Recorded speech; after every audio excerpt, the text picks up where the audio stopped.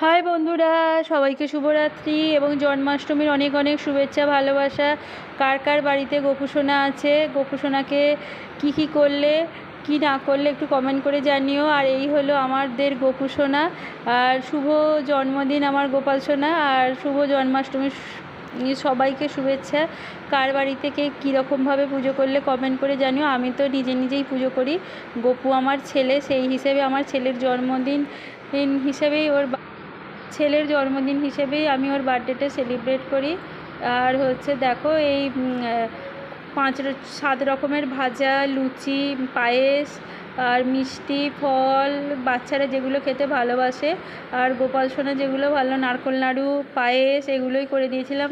আর এই যে আমি আমার গোপাল সোনা দুজনেই রেডি হয়ে গোপালকে নিয়ে আমি একটু ফটোশ্যুট করে নিচ্ছিলাম। আর এই দেখো গোপালের জন্য এগলেস কেক নিয়ে আসা হয়েছিল, গোপাল সোনার জন্য এগলেস কেক নিয়ে আসা হয়েছিল। গোপাল সোনার কেক কাটিং হলো সন্ধেবেলা।